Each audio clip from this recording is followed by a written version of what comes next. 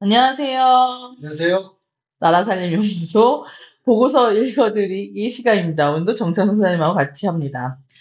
네, 좀 화면을 좀 줄이고 보고서를 한번 볼까요? 네, 모두의 나라살림연구소 홈페이지에 들어오시면 나라살림 보고서, 리포트, 브리핑, 이슈, 리뷰 이렇게 다양하게 준비가 되어 있는데요. 오늘은 인사청문회 조례 제정 현황 및 쟁점 규정 분석을 하는 보고서를 좀 읽어보고요. 우리 구본승 객원연구위원님께서 작성을 해주셨습니다. 좀 크게 볼까요? 네. 지금 이제 지방자치법이 작년 9월 달에 이제 시행이 됐어요. 그래서 자치법 법적 근거가 마련되니까 각 지자체마다 조례를 이제 입법을 했잖아요. 근데 지금 조례 제정 현황이 어떻게 되고 있을까요? 지금 우리나라 243개 지방의회 중에서 114개가 이 조례를 만들었거든요.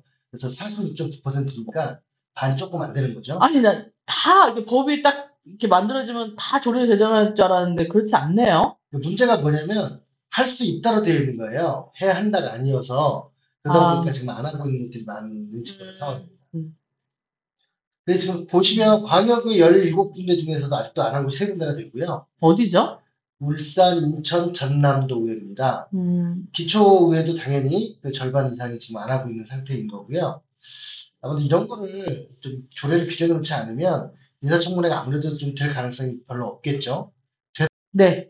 법적 근거는 이제 지방자치 인사청문회 관련 지방자치법 규정으로 이렇게 어, 도입이 됐고요.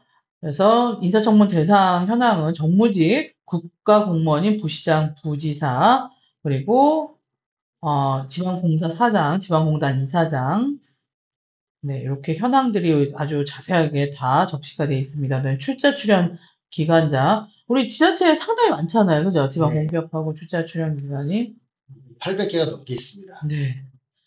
그래서 요 쟁점들 지금 우리 광역의회별로 기초의회별로 다 좀 달라요. 조금씩은 그죠? 네, 예, 이게 뭐 표준안이 있는 것도 아니고 그래서 좀 이제 자세하게 살펴봤는데 뭐 조례 개정 현황들은 이렇게 보시면 될 것 같고요.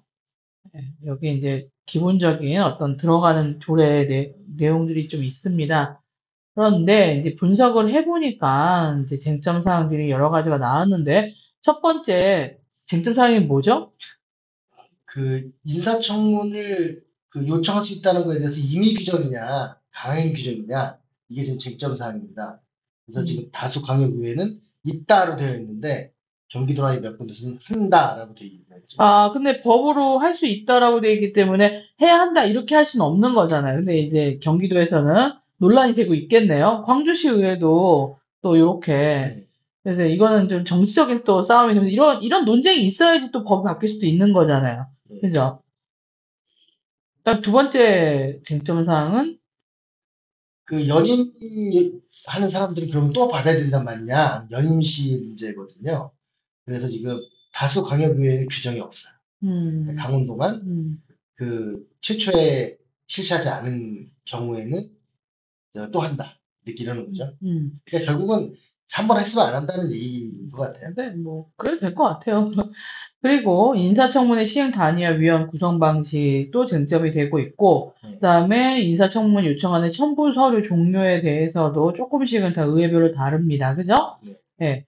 그리고 질의요지서 사전 제출 여부도 뭐 서울시 의회 같은 경우에는 위원장한테 24시간 전에 제출해야 된다.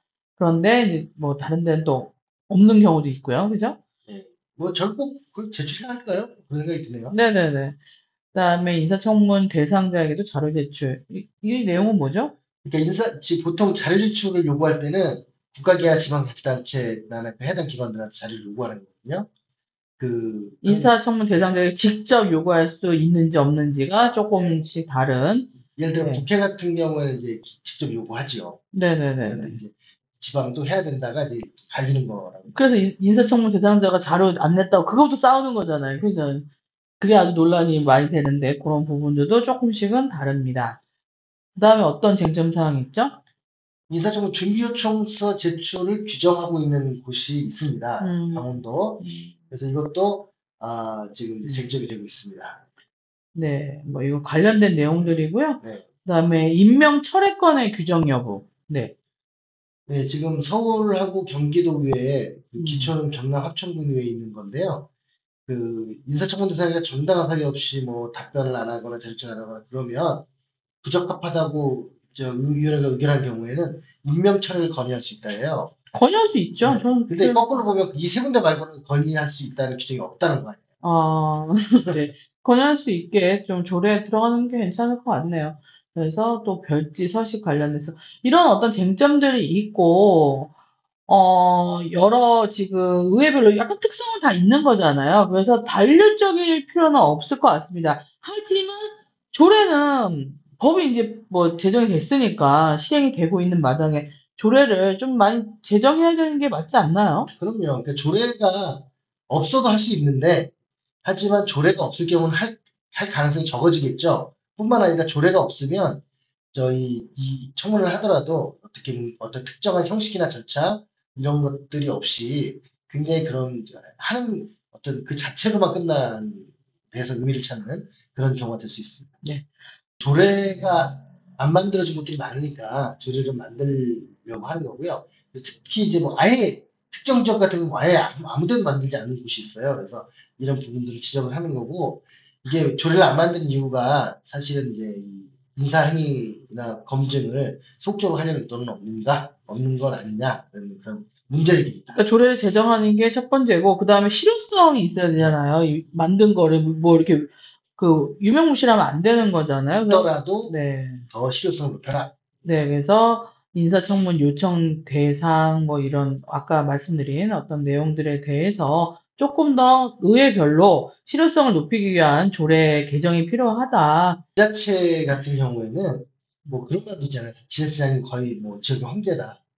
그 이유는 뭐냐면 견제가 거의 부족하기 때문이거든요. 그 의회가 힘이 약해서 그런 것도 있는데 안 하는 것도 문제가 있겠지만 그런데 만약 이런 특히 출자 출연 기간 산하 공사분단에 보내는 저희 임명하는 사람을 인사청문회 같은 절차라도 없으면 제가 볼 때는 굉장히 그 개인의 자의적인 이런 인사행위가 될 수 있기 때문에 꼭 의무화시켰으면 좋겠습니다. 네, 의회에 또 견제와 감시가 또 튼튼해야지 또 그 지역이 발전할 수 있다고 봅니다. 네, 그러면 오늘 보고서 읽어줄 시간을 마치도록 하겠습니다. 감사합니다. 감사합니다.